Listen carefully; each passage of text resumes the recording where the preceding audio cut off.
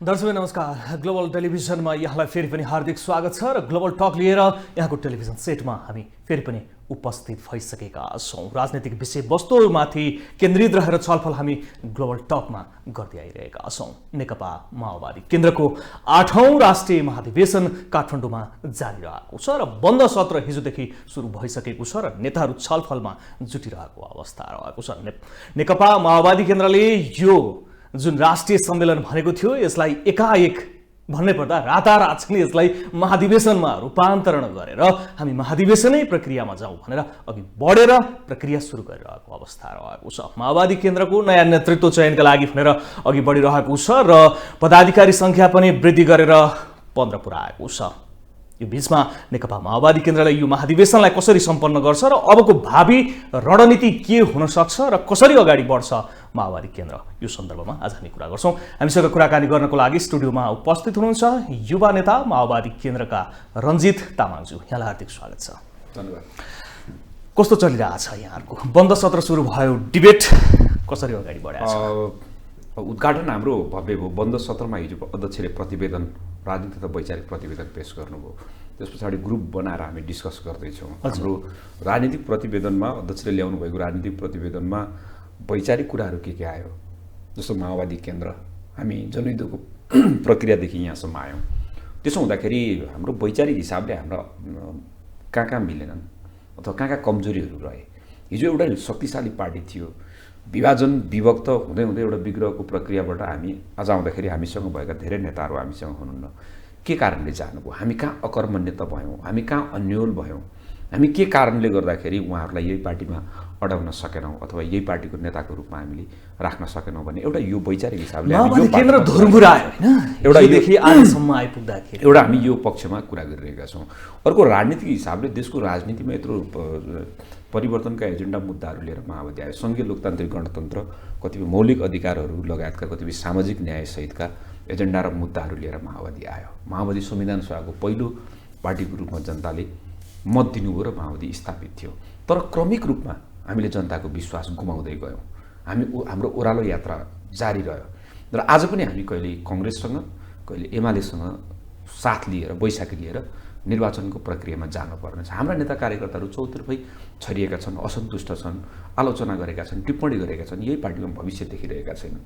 यो पार्टी र पार्टीको नेतृत्वप्रति विश्वस्त हुन सकिरहेका छन्। हामी यो पक्षमा छलफल गरिरहेका छौँ। वर्तमान राजनीतिको दृष्टिकोणले हेर्दाखेरि पनि प्रत्येक सरकार बनाउने, प्रत्येक राजनीतिको जटिल मोडहरूमा माओवादीको अहम भूमिका हुने, माओवादी नेतृत्वले महत्त्वपूर्ण आफ्नो दायित्व र भूमिका निर्वाह गर्ने, राजनीतिक दायित्व पुरा गर्ने। तर माओवादी चाहिँ आफ्नो खुट्टामा उभिने अथवा माओवादी चाहिँ एउटा वैकल्पिक शक्ति हो भनेर जनतालाई फेरि आशा र भरोसा जगाउन नसक्ने यो प्रकार छ। सङ्गठनात्मक हिसाबले हेर्दाखेरि हामी एउटा तदर्थवादमा फस्यौँ। हामी कहिले 5000 को केन्द्रीय समिति बनाएछ, कुनै कमिटीहरूको समयमा त्यसको चाहिँ विधानको कार्यान्वयन छैन, त्यो समयमा भेला छैन, सम्मेलन छैन, बैठक छैन, आदि इत्यादि छैन। त्यसमा पनि हामीले जनवादी केन्द्रता भनेका छौँ। त्यो पनि एउटा हामी जे भनिरहेका छौँ त्यो अनुसार पार्टी पनि सङ्गठन पनि हाम्रो चलिरहेको छैन। त्यो कारणले गर्दाखेरि हामी यो सङ्गठनको क्षेत्रमा पनि यसलाई व्यवस्थित कसरी गर्ने, सँगसँगै हाम्रा कतिपय राजनीतिक एजेन्डाहरू छन्। शान्ति प्रक्रियामा आउँदा विस्तृत शान्ति सम्झौता गरेका एजेन्डा र मुद्दाहरू छन्।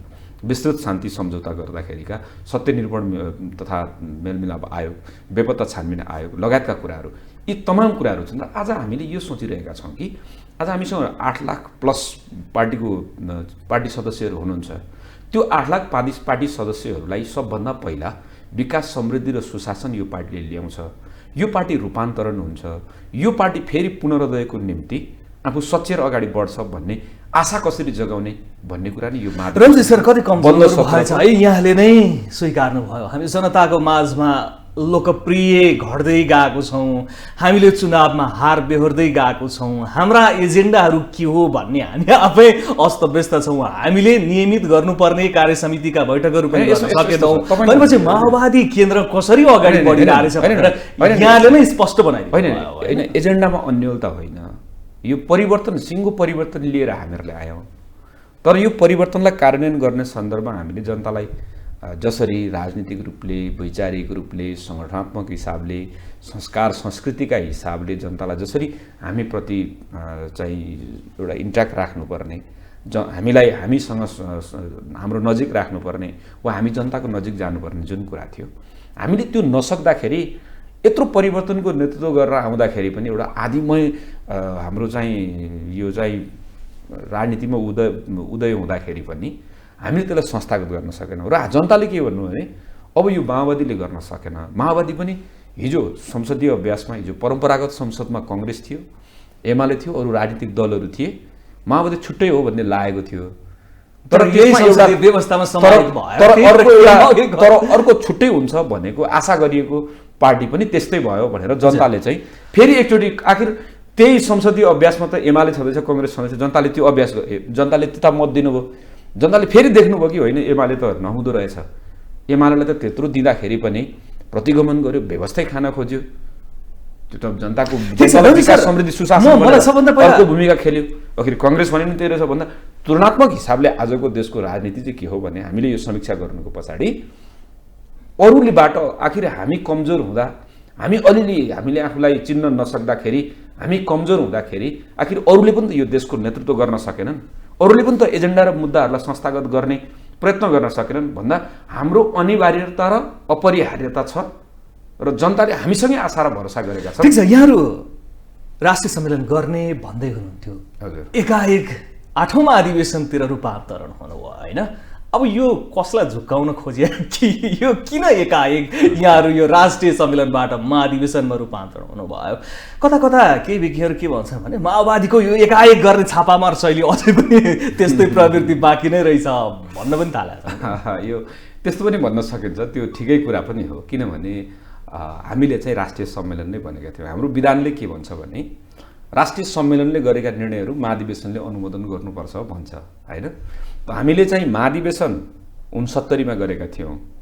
नर्मल्ली विधानको व्यवस्था अनुसार हरेक 5 वर्षमा महाधिवेशन हुनुपर्ने हो। हामीले 69मा हेटौँडाको महाधिवेशन गरेका थियौँ। त्यस पछाडि विराटनगरको सम्मेलन हुँदै पार्टी एकता, त्यस पछाडि हामी फेरि अहिले गर्दैछौँ भन्दा पार्टी नेतृत्वले चाहिँ पार्टीको एमालेसँगको एकता र त्यसको विभाजन पछाडि राष्ट्रिय सम्मेलन गरेर तलदेखि माथिसम्मका सङ्गठन र संरचनाहरूलाई अपडेट गर्ने, अलिकति एउटा सेटअपमा लैजाने र 1 वर्ष 2 वर्ष पछाडिको पार्टी सम्भवतः यो चाहिँ स्थानीय चुनाव र सङ्घ प्रदेशको निर्वाचन पछाडि पार्टीको महाधिवेशन गरेर अलि परसम्मको बाटो तय गर्ने भन्ने नेतृत्वले सायद त्यो सोचेको थियो। तर गर्दै भन्दै जाँदाखेरि तलदेखि गर्दै गर्दै आउँदाखेरि सबै संरचनाहरू हेर्दै जाँदाखेरि पार्टी नेतृत्व चाहिँ यो जुन माहौल बन्यो पार्टीभित्र, जुन पुनर्जागरण जस्तो एउटा देखा पर्यो, उत्साह देखियो जो नेता कार्यकर्तामा, त्योबाट प्रभावित भएर यसलाई महाधिवेशनको रूप दिउँ भन्न पुगेको जस्तो लाग्छ। तर व्यक्तिगत हिसाबले भन्नुहुन्छ भने चाहिँ म चाहिँ पार्टीले यो भोलिपल्ट उद्घाटन छ 11 गते 10 गते थाहा पाउने कुरा चाहिँ यो हाम्रो पार्टीले तपाईँले भने जस्तो यो हामी कतै छापामार छ नि है भन्ने जस्तो आम मान्छेले टिप्पणी गर्ने ठाउँ चाहिँ हामीहरूले दियौँ। यसो भन्दा नेताहरूले होइन अब भइहाल्यो, अब धेरै टिप्पणी नगर्नुहोस् पनि भन्नुहुन्छ। तर हामीहरूले के भनेको छ, टिप्पणी गर्ने ठाउँ त हामीले दिउन र अरूले भनिरहेका छन्। यत्रो एउटा देशको जिम्मेवार पार्टी जसले देशको नेतृत्व गर्छ, देशको बागडोर सम्हाल्छ, जनताको चाहना र आवश्यकताको नेतृत्व गर्छ भनेर भनिरहेका छौँ। अनि त्यो पार्टीले हचुवाको भरमा चाहिँ अघिल्लो दिन आएर यस्तो निर्णय गरेर राष्ट्रिय सम्मेलनमा यी कुराहरू त्यही भएर हामीले पनि राष्ट्रिय सम्मेलन त्यही भएर हामीले के भनेका छौँ भने यो हाम्रो पार्टीको एउटा मनोगत समस्या हो। हाम्रो स्थायी समिति भन्ने छ, त्यसले एकपछि अर्को अस्थायी निर्णय र अन्तिम समयमा आएर कतिपय कुराहरू थाहा पाइरहेको छ। त्यसैले यो आजको नेतृत्व निर्माणको सन्दर्भमा पनि हामीले यस प्रकारको कमिटी होइन, अन्तिम समयमा आएर यस्तो हो भन्ने कमिटी होइन। पार्टीको जीवनलाई सुरुदेखि अन्तिमसम्म थाहा पाउने, अलि लामोसम्म दूरदर्शिता राख्ने त्यस्तो प्रकारको लिडरसिप पार्टीमा चाहियो। प्रचण्ड कमरेड सहितको समग्र टिम त्यो चाहियो। यो अहिलेको थाई समिति त प्रचण्ड कमरेडले हो भन्दा हो भन्ने, होइन भन्दा होइन भन्ने जस्तो भयो। यसरी त पार्टी चल्दैन। सिङ्गो एक्लो प्रचण्डले यो पार्टी चलाउने कुरा, एउटा मात्रै राम्रो खेलाडीले, मेस्सीले मात्रै जति राम्रो खेले पनि, रोनाल्डोले मात्रै जति राम्रो खेले पनि खेल त जितिन्न नि। त्यसको लागि त राम्रो टिम चाहिन्छ नि। अफेन्स, डिफेन्स, मिडफिल्डदेखि लिएर गोलकिपरदेखि लिएर सबै कुरा चाहिन्छ नि। तर यो पार्टीमा कस्तो भने प्रचण्ड एक्लो चाहिँ स्टार प्लेयर जस्तो, अरू चाहिँ सबै उहाँले जे गर्नुहुन्छ त्यसैमा भन्ने हो जस्तो भन्दै प्रकारले ताली बजाउने अवस्था भन्ने ताली त जस्तो बजाइदिनु भयो राजनीति सम्मेलनमा र बाहिर उहाँले चर्चा पनि- पदाधिकारी कति राख्ने बाहिर चर्चा पनि भएको छ कति कि- राख्ने भन्दा 11-13 भन्दै थियो क्यारे माओवादी केन्द्रले 15 भन्नुभयो प्रचण्डले हो भनेर यहाँहरूले पनि हुन्छ भनिदिनु भयो होइन हाम्रो यस्तो छ होइन ताली हामीले बजाउने भनेको प्रवृत्ति त छैन। अझै गएको होइन छ। हामी सङ्गठनमा त्यसो भनेका छैनौँ हाम्रो चाहिँ अलिक फरक कुरा छ हामीले के भनेका छौँ भने अब यो पार्टीमा जो आज केन्द्रीय समितिमा हुनुहुन्छ उहाँहरू लामो समयदेखि हुनुहुन्छ एकाध व्यक्तिदेखि बाहेक पार्टीको 7औं महाधिवेशनदेखि अझ त्योभन्दा अगाडिदेखि उहाँहरू हुनुहुन्छ उहाँहरूको योगदान उहाँहरूको इतिहासप्रति हाम्रो सम्मान छ तर यो पार्टी त अगाडि बढेन नि त आज पार्टी यहाँसम्म आइपुग्ने कुरा पार्टीको यो ओह्रालो यात्रासम्मको जिम्मेवारी त उहाँहरू सबैले लिनुपर्छ नि प्रचण्डले अलि बढी लिने कि नलिने प्रचण्डले अलि बढी लिने नेतृत्वको कि हिसाबले उहाँले लिनुहुन्छ बन्द सत्रमा पनि उहाँले राखिसक्नु भएको छ डकुमेन्टकै रूपमा पनि राखिसक्नु भएको छ हामी पनि हाम्रो आफ्नो दायित्व लिन्छौँ हाम्रो पनि कमजोरी छन् हामीले पनि आत्मालोचना गर्नुपर्ने स्थिति छ किन माओवादी केन्द्रले रूपान्तरण प्रचण्डको हुनुपर्ने विकल्प स्थिति छ। देख्दैन रञ्जित सर मलाई यति कुरा बताऊ होइन म तपाईँलाई यो कुरामा आइरहेको छु त्यसले गर्दा हामीले चाहिँ के भनेको थियौँ सङ्गठनको मामलामा भने अब सङ्गठनलाई गति चाहियो सङ्गठनलाई गति दिनको निम्ति परम्परागत हिजोकै कमिटीले अब हुँदैन हरेक तहमा नयाँ अनुहार चाहियो र प्रचण्डको नेतृत्व किन भन्ने तपाईँले कुरा गर्नुभयो आज माओवादीमा आज देशको राजनीतिमा प्रचण्डको विकल्प देखिएन हो हामीलाई पनि तपाईँहरूले भने जस्तो बाहिर अरू मान्छेले भने जस्तो प्रचण्ड कमरेडलाई उहाँको पनि चाहना विश्राम दिउँ भन्ने हामीलाई लागेको छ कुनै समय उहाँले लिनु पनि हुन्छ एउटा अनवरत रूपमा अन्तिमसम्म घिस्रिरहने उहाँको पनि मनसाय छैन र हामी पनि त्यो उहाँलाई त्यस्तो बाध्य बनाउन चाहँदैनौँ तर आजको राजनीतिलाई हेर्दा आजको हाम्रो पार्टीलाई हेर्दा तपाईँ प्रचण्ड कमरेड जतिको सक्रिय प्रचण्ड कमरेड जतिको योगदान प्रचण्ड कमरेड जतिको करिज्मेटिक क्षमता यो पार्टीलाई डोर्याउन सक्ने सिङ्गो सबैलाई सामूहिक रूपले केन्द्रीकृत गर्न सक्ने लिडरसिप नै देखिन नि त अरू विकल्प देखिन नि त। उद्घाटन सत्रमा मातृका यादवले तपाईँलाई बोलेकै के शब्द भन्न यहाँको चाहन्छु? पनि त्यही शब्द हो होइन त्यो होइन? शब्द होइन मेरो त्यो शब्द चाहिँ छैन मेरो त्यो छोड्न शब्द पाउनु हुन्न अब होइन, छोड्न छोड्न कहाँ पाउनु पाइन्छ हुन्न, होइन। क्रान्तिकारीहरूले होइन होइन छोड्न पाउनु हुन्न तपाईँको भन्ने विकल्प होइन। छँदै छैन त्यस्तो होइन त्यो लिडरसिपमा माओवादी धेरै केन्द्र। अति देवत्वकरणको पक्षमा पनि म छैन तर म के भन्छु भने नर्मल्ली जनयुद्धको सफल नेतृत्व शान्ति प्रक्रिया हिजो अस्तिको प्रतिगमन विरुद्धको आन्दोलनदेखि आजको राष्ट्रिय राजनीतिमा देशलाई मूल ट्रेनमा हिँडाउने कुरामा यो सबै कुराले हेर्दाखेरि प्रचण्ड कमरेडलाई मान्छेले टिप्पणी गरेर 30 वर्ष यो चाहिँ पार्टीको अध्यक्ष हुनुभयो अब 31 वर्ष हुँदैन 32 वर्ष हुँदैन धेरै आलोचना गरे अब हटाउँ भनेर हामी यस्तो आलोचनासँग डराएर प्रचण्ड तर कमरेडलाई पार्टी त ध्वस्त भयो भनेर यहाँले स्वीकार्नु भयो नि त फेरि होइन, पार्टी त प्रचण्ड कमरेडले नै बनाउनु भयो। प्रचण्ड कमरेड व्यक्ति सफल हुनुभयो होला हो, तर हामी- माओवादी केन्द्र त होइन हामी प्रचण्ड कमरेड हुनु नहुनु भएको भए त आज प्रचण्ड कमरेडको व्यक्तित्व नभएको भए त यो पार्टी पनि नयाँ शक्ति जस्तो हुन्थ्यो हामीलाई कुनै बेला लागेको थियो कि यो माओवादी भनेको चाहिँ बाबुराम भट्टराईको व्यक्तित्वले चलेको छ हामीलाई कुनै बेला भ्रम थियो कि यो माओवादीको खास जन्मदाता भनेको मोहन वैद्य किरण हो यो पार्टीको क्रान्तिकारी नेता भनेको विप्लव हो उहाँहरू नहुँदा यो माओवादी सिद्धिन्छ एउटा सानो टुकडीमा केन्द्रित हुन्छ भन्ने मान्छेलाई लागेको थियो नि तर त्यो होइन रहेछ प्रचण्डको व्यक्तिगत तपाईँले एकचोटि 64 को चुनाव हेर्नुभयो भने त सानो टोकडीमा आइपिएको नहीं, हो नहीं। भनेर आकलन गर्न र विश्लेषण गर्न मिल्छ होइन नि त। त्यो कुरा गर्दाखेरि त जसले प्रचण्डभन्दा छुट्टै व्यक्ति हाम्रो व्यक्तित्वले चलो भने उहाँहरू त आजको राजनीतिमा त उनीहरूसँग प्रचण्डसँग कम्पेयर कुरा गर्न गर्न मिलेन। उनीहरूसँग कम्पेयर गर्न उनीहरूसँग कम्पेयर मतलब तपाईँले व्यक्तित्वको जो कुरा गर्नुभयो नि त्यो हेर्दा त हो नि हजुर। मान्नुहुन्छ नि यो कुरा हो त्यस अर्थमा आज आज बाहिर मान्छेले के भने भन्ने कुरा भने धेरै मान्छेहरूले प्रचण्डले माओवादी छोडिदिए यो माओवादी सिद्धिन्थ्यो यो माओवादी विघटित हुन्थ्यो तितर बितर हुन्थ्यो र हामीमा आउला भनेर कतिपय जाल थापेर बसेका मान्छेहरूले प्रचण्डलाई हटाउन चाहेका छन् कतिपय चाहिँ हाम्रा विरोधीहरू भनौँ न विरोधी त सबै पार्टीका हुने भइहाले प्रचण्डको करिज्मेटिक क्षमताको कारणले हामीलाई चुनौती भयो भन्ने पनि लागिरहेको छ तपाईँहरू यसै बारम्बार भनिदिनुहुन्छ र त उहाँले फेरि पनि त्यही उद्घाटन सत्रमा प्रचण्डले भन्नुभयो मलाई मेरो साथीहरूले छोड्नै दिँदैन अनि त्यस्तो होइन। मैले फेरि पनि होइन नेतृत्व हाम्रो चाहिँ कुरा हामी गर्नुपर्छ। युवाहरूको कुरा चाहिँ के हो भने प्रचण्ड कमरेडले पनि अब कति समय रहने यो कुराको निर्धारण हुनुपर्छ किनभने उहाँको उमेर पनि अब क्रमशः 70 वरपर पुगिसक्यो के अरे 60 70 वरपर नै त्यो सायद पुगिसक्यो हजुर। होइन म एक्ज्याक्ट थाहा भएन र मैले त्यो भनेको हजुर। र अब उहाँ पछाडि को हुने कसरी हुने र अब अध्यक्ष कमरेड कहिलेसम्म जाने र प्रचण्ड कमरेडको नेतृत्वमा तपाईँ साँचो कुरा भन्नु पर्दाखेरि चाहिँ जो उहाँले यो समग्र जनयुद्धदेखि यो शान्ति प्रक्रिया यहाँसम्म देशलाई ल्याउनको निम्ति यो परिवर्तनलाई संस्थागत गर्न उहाँले जुन भूमिका खेल्नुभयो नि, नेपालको इतिहासमा प्रचण्ड एक रोल मोडल र एउटा चाहिँ राष्ट्रपिताको रूपमा भोलि विकास हुनुहुन्छ। आज हामी उहाँको एक ढङ्गबाट चाहिँ यसो भन्दा गुणगान गाए जस्तो, महिमागान गाए जस्तो, उहाँलाई यो महाधिवेशनको यो बेलामा उहाँको चाहिँ महिमागान गाएर केही होइन देवत्वकरण गरेर केही प्राप्त गर्न खोजेको भन्ने अर्थ पनि मान्छेले बुझ्लान्।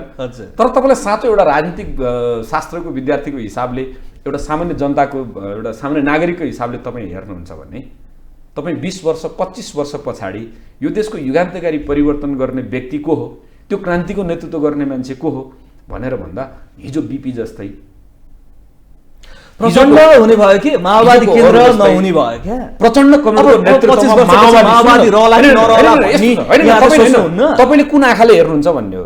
तपाईले एउटा आँखाले व्यक्ति हेर्नुहुन्छ भने कसको नेतृत्वमा भन्नुहुन्छ भने पार्टिकुलरली एउटा नेतृत्व कसले गरेको थियो भन्ने टिम लिडरको कुरा आउँछ, त्यो हुँदा प्रचण्ड भन्ने हुन्छ। कुन पार्टी थियो भनेर तपाईँले संस्था खोज्नु भने त्यो माओवादी केन्द्र भन्नुहुन्छ। त्यो कुरालाई खोज्नुपर्ने अवस्थामा गयो कि भन्नेमा प्रचण्ड र संस्थालाई, व्यक्ति र संस्थालाई छुट्टै छुट्टै बनाएर हिँड्नु। त्यसो अर्थमा हामीले प्रचण्ड कमरेडलाई चाहिँ उहाँकै नेतृत्वमा पार्टी हिजो 1 नम्बर पार्टी बन्यो देशको राष्ट्रिय राजनीतिको, त्यस पछाडि तेस्रो पनि बन्यो, अब फेरि पहिलो पार्टी बनाएर उहाँकै नेतृत्वमा यसलाई बलशाली जनताको विश्वास जितेको, जनताको विश्वास आर्जन गरेको पार्टी बनाएर हामी प्रचण्ड कमरेडलाई जनताको बीचबाट फेरि हामी सुखद एउटा चाहिँ विदाई गर्न हामी चाहन्छौँ। प्रचण्डको विकल्प छैन अहिले तुरुन्त विकल्प छैन होइन, यति कुरा बताऊ। यति छैन। अब प्रचण्ड कमरेड यदि केही गरी उहाँको स्वास्थ्य अवस्था बिग्रियो, उहाँलाई विश्राम लिनुपर्ने अवस्था आयो भने माओवादी केन्द्र कहाँ पुग्ला त? अब अनि त्यस बारेमा त यस्तो छ, हामी अहिले त्यति एकदम जटिल हिसाबले सोच्दैनौँ होइन एउटा नेतृत्वको हिसाबले यहाँहरू पार्टीमा यो इनर्जेटिक मान्छे रञ्जित तामाङ यति इनर्जेटिक मान्छे राजनीतिमा केही गर्न देश विकासका लागि भनेर यसरी हिँडिराख्नु भएको छ। त्यो दलमा लागेर त्यो दलको एउटा नेता विश्राम लिने बित्तिकै त्यो दलै धराशायी हुन्छ भने यहाँले सोच्नु पर्दैन, त्यसरी सोच्नु पर्दैन? होइन यस्तो छ, तपाईँले भनेको जस्तो ठ्याक्कै त्यही होला भन्ने कुरा चाहिँ परिकल्पना अहिले नगर्न खोजेको हो मैले। एउटा कुरा तर अब प्रचण्ड कमरेडले आफ्नो विकल्पको नेतृत्व डेभलप गर्न नसक्नु र नयाँ नेतृत्व खडा गर्न नसक्नु यो 30 वर्ष 48 देखि निरन्तर 78 सम्म अध्यक्ष पदमा रहिरहँदाखेरि त्यसको कमजोरी हैन? पार्टीभित्र 101 उत्तराधिकारी बन्न सक्ने हैसियत सामर्थ्य भएका नेताहरू हुनुहुन्छ 101। प्रचण्ड कमरेड जुन उमेर समूहमा यो पार्टीको महासचिव हुनुभयो, महामन्त्री हुनुभयो, त्यो उमेर समूहका युवाहरू त आज लाखौंको संख्यामा माओवादी केन्द्रमा छ प्रचण्डको रक्तबीजको रूप, प्रचण्डको चाहिँ उत्तराधिकारीको रूपमा। तर उहाँलाई मानौ कुनै त्यस्तो तपाईँले भन्नुभयो जस्तो त्यस्तो भयो भने यो पार्टीमा विकल्प नभएको होइन, 101 नेताहरू हुनुहुन्छ।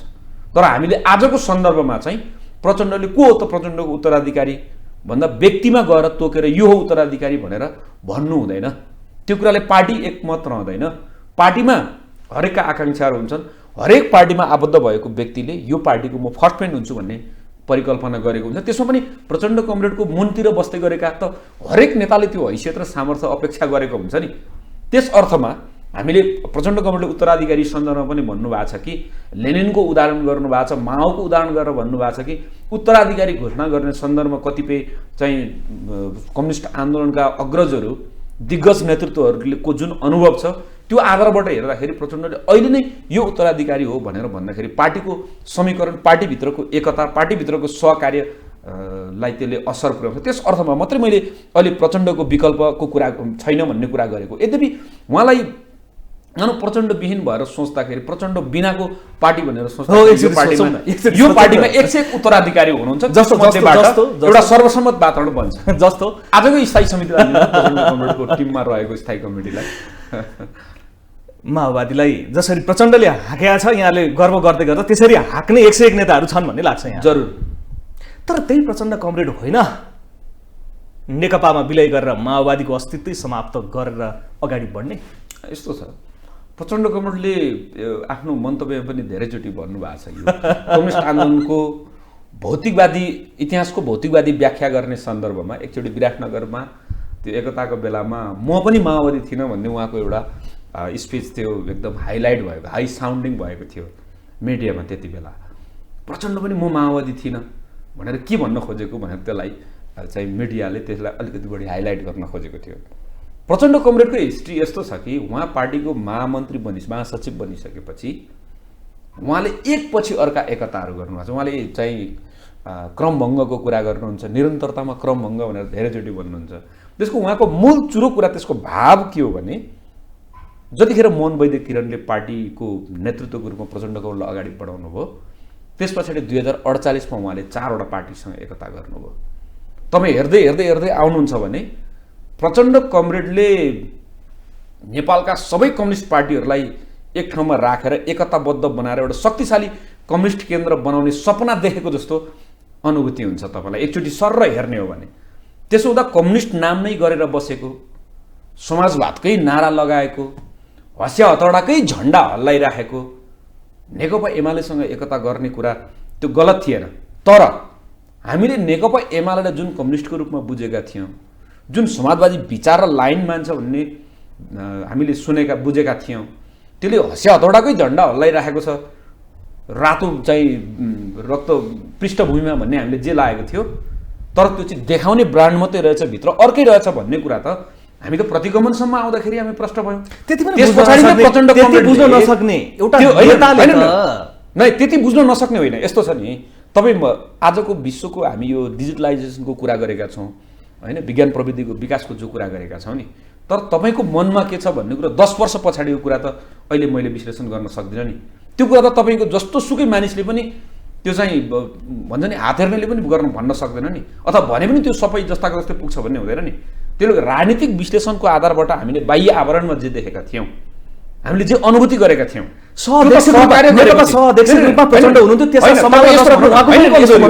यसरी मानौ न होइन, यसरी मानौ न, सैद्धान्तिक हिसाबले अथवा चाहिँ थ्योरिटिकल हिसाबले हामीले जे बुझेका थियौँ, प्र्याक्टिकल्ली जाँदाखेरि त्यो कुरा रङ निस्क्यो। ल्याबमा जाँदाखेरि होइन भने नेकपा हुँदाखेरि उहाँले पनि त केपी शर्मा ओलीलाई आफ्नो भूमिका खेलेर, रणनीतिक भूमिका खेलेर, कूटनीतिक भूमिका खेलेर नेकपालाई अगाडि बढाउन ड्राइभ गर्न सक्नुपर्छ नि त। यहाँले 30 वर्षसम्म माओवादी केन्द्रलाई हाँकेर एक मात्र राजनीतिक परिवर्तनको मुद्दामा अगाडि बढेको नेता भन्दै गर्दा उहाँले नेकपालाई चाहिँ एक बनाएर अगाडि बढाउन तपाईँ एकदम सही पोइन्टमा आउनुभयो। प्रचण्ड कमरेड जतिखेर विस्तृत शान्ति सम्झौतामा हस्ताक्षर गर्दै हुनुहुन्थ्यो विद्रोहीको तर्फबाट, तत्कालीन माओवादीको अध्यक्षको तर्फबाट, त्यसबेला केपी कमरेड त्यो चाहिँ हस्ताक्षरको एक साक्षी मात्रै हो, सहभागी मात्रै हो नि, पार्टीको महासचिवहरू नै हुनुहुन्थ्यो नि होइन, राष्ट्रिय राजनीतिमा उहाँको भूमिका थिएन नि। तपाईँ प्रचण्ड कमरेड जो अनवरत त्यत्रो विद्रोहको नेतृत्व गरेर, त्यत्रो युगान्तकारी परिवर्तनलाई संस्थागत गरेर, जसले गणतन्त्रलाई चाहिँ बैलगाडा चढेर अमेरिका जानु भन्थ्यो, त्यस्तो मान्छेलाई पार्टीको अध्यक्ष मानेर, देशको प्रधानमन्त्री प्रस्ताव गरेर, प्रधानमन्त्री बनाएर, त्यसमा पनि आलो पालोको सहमति गरेको ठाउँमा तपाईँ फुल 5 वर्षै तपाईँ प्रधानमन्त्री बन्नुहोस्, पार्टी चलाउन मलाई दिनुहोस् भनेर 30 वर्ष यत्रो अनवरत नेतृत्व गरेको, फर्स्टम्यान भएर काम गरेको व्यक्ति, यत्रो परिवर्तनको नेतृत्व गरेर आएको व्यक्ति, तपाईँ के कारणले केपी ओलीको मातहतमा अथवा केपी ओली भन्दा तल्लो स्टेपमा नाम लेखाएर उहाँ पार्टीको अध्यक्ष बन्न तयार, दोस्रो अध्यक्ष बन्न तयार हुनुभयो? उहाँ पद लोलुप हो। उहाँले आफूलाई त्यो चाहिँ सेन्टरमा राखेर एकता गर्नुभएको हो। उहाँको एकतामा कुनै प्रकारको स्वार्थ थियो? यदि स्वार्थ थियो भने त उहाँले आफूलाई 1 नम्बरमा म हुनुपर्छ, 2.5 वर्ष पछाडि पार्टीको प्रधानमन्त्री म बन्नुपर्छ। उहाँले 20 मा लिखित गरेको सहमति किन छोड्नुभयो? छोड्नु किन पर्थ्यो भन्दा देश, जनता, समाजवाद, कम्युनिस्ट आन्दोलनको निम्ति प्रचण्ड कमरेडले अधिक लचकता अपनाएको। प्रचण्ड कमरेड तपाईँ, मलाई यस्तो लाग्छ कि युद्धको त्यत्रो नेतृत्व गरेको एउटा चाहिँ कठोर व्यक्ति जस्तो मानिसले बाहिर भन्छन् नि, तर उहाँ कति त्यो एकदम लचिलो बनेर त्यो चाहिँ एकता जोगाउन प्रयत्न गर्नुभयो भन्ने कुरा। फागुन 23 अदालतको फैसला नआए त माओवादी त विलय भइसकेको थियो। होइन, विलय होइन, सङ्ख्यात्मक हिसाबले पनि हामी सम्मानजनक नै स्थितिमा थियौँ, तर राजनीतिक वैचारिक हिसाबले माओवादी त्यहाँ विलिन हुने स्थितिको थिएन। होइन, माओवादीको तपाईँ एमाले र माओवादीको वैचारिक कुरा गर्नुहुन्छ भने माओवादी एमालेको उसमा चाहिँ परालमा सल्किएको एउटा सानो झिल्को जस्तो, तपाईँले यो झिल्को हो, यत्रो परालको उसमा केही गर्दैन भन्ने तपाईँले ठान्नु हो भने त्यस्तो थिएन। माओवादी खासमा एमालेको त्यो थुप्रोमा आगोको झिल्को जस्तो नै थियो। त्यो सल्किने र त्यसले समग्र राजनीतिक वैचारिक हिसाबमा एमालेलाई नयाँ ठाउँमा पुर्याउने नै स्थितिमा रूपान्तरण गर्ने नै त्यो पोइन्टमा थियो त्यो। तर कता कता पार्टी एमाले कब्जा गर्छु भन्ने रणनीतिका साथ अघि बढ्या, त्यो सम्भव नदेखेपछि फेरि यो परिस्थिति आएको भनेर पनि विश्लेषण गर्छन्। होइन, यस्तो छ, पार्टी कब्जा गर्ने के ठुलो कुरा भयो। हामीले 64मा हामीले देशै कब्जा गरेको हो, जनताले हामीलाई विश्वास दिएको हो। हजुर, जनताले नै हामीलाई विश्वास दिएर केपी कामले चुनाव हार्नु भयो नि त, होइन र? तर अवसर पाउँदा गर्न मलाई नसके है रञ्जित सर, अवसर पाउँदा चाहिँ माओवादीले गर्न नसके है। होइन, अवसर पाउँदा भन्दा पनि कस्तो भयो भने यहाँले यसमा हाम्रो आत्मालोचना के हो भने माओवादीभित्रको अन्तरसङ्घर्ष, हामीले जुन बाह्य हिसाबले जे गर्नु पर्थ्यो, पार्टीभित्रको अन्तरसङ्घर्षको दबाव र चापले गर्दाखेरि हामीले बाह्य जुन परिणाम दिनु पर्थ्यो त्यो परिणाम दिन सकेनौँ। सायद पार्टीभित्र हामी जतिखेर पहिलो संविधान सभाको निर्वाचनमा पहिलो पार्टी बनेका थियौँ, त्यसबेला पार्टीभित्र अनावश्यक विषयहरू उछालिएको थिएन भने, अनावश्यक फगत त्यो चाहिँ एउटा उदण्ड क्रान्तिकारी कुरा गरिएको थिएन भने आजको भन्दा धेरै प्रगतिशील संविधान त्यसबेला बनेको हुन्थ्यो। र माओवादीले संविधान बनाएर जनतालाई भन्थ्यो अब यो संविधान कार्यान्वयनको लागि हामीलाई फेरि एकचोटि विश्वास गर्नुहोस् र हामी यो देशलाई नयाँ ठाउँमा पुर्याएको हुन्थ्यौँ। हेर्नुहोस् त, पार्टी विभाजन भयो, त्यो लगत्तै विभाजन भयो, संविधान बन्न सकेन। तपाईँ आफू कमजोर भए पछाडि अरूले खेल्ने कुरा स्वाभाविक थियो। यसै त मान्छेलाई माओवादी पहिलो शक्ति भएको, आफू पराजित भएको मन परेको थिएन। केपी कामरेडहरू जस्तालाई कस्ता कस्ता नेतृत्वहरू थिए, देशी विदेशीमा व्यक्तिहरू थिए। त्यही त म भन्दैछु, 121 सिट प्रत्यक्षमा जित्दा पनि, जनताले त्यत्रो अभिमत दिँदा पनि, दुईचोटिसम्म आफ्नै दलको प्रधानमन्त्री हुँदा पनि संविधान जारीसम्म गर्न सकेको थियो। यसमा मूल कारण भनेको यो हाम्रो आन्तरिक समस्या मेजर कुरा हो र विश्वभरि 21औं शताब्दीमा कम्युनिस्ट आन्दोलन आउँछ कि र यसको यो दिग्विजयले एउटा वर्ल्ड वाइड चाहिँ एउटा चाहिँ यो ग्लोबलाइजेसनमा यसको सकारात्मक प्रभाव जान्छ कि भन्ने प्रकारको भए अन्तर्राष्ट्रिय लेभलमा कतिपय हामीले भनेको हाम्रो भाषामा साम्राज्यवादी विस्तारवादी चाहिँ शक्ति केन्द्रहरूलाई थियो नै। त्यो पनि हाम्रो विरुद्धमा कसरी हुन्छ यसलाई ठिक ठाउँमा ल्याउने भन्ने बाह्य योजना थियो होला नै।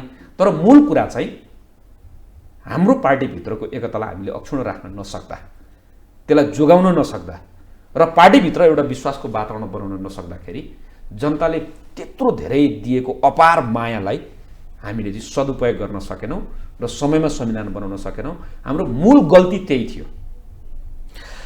विद्रोहको धङधङी अझै पनि बाँकी नै छ। शान्ति प्रक्रियामा आइसकेपछि यो राज्य व्यवस्था, यो शासन प्रणालीसँग अघि बढ्दै गर्दा पनि अझै धङधङी बाँकी नै रहेछ। होइन, यस्तो होइन, त्यो तपाईँले भनेको त्यो कुरा मिल्दैन। त्यो हामी मात्रै होइन, तपाईँले के प्रतिगमनको विरुद्धमा कङ्ग्रेस पनि सडकमा आयो, उसँग पनि विद्रोहको धङधङी रहेछ। हिजोको मुक्ति सेना बनाएको धङधङी कङ्ग्रेसमा त गयो कि भनेको अझै रहेछ भन्ने।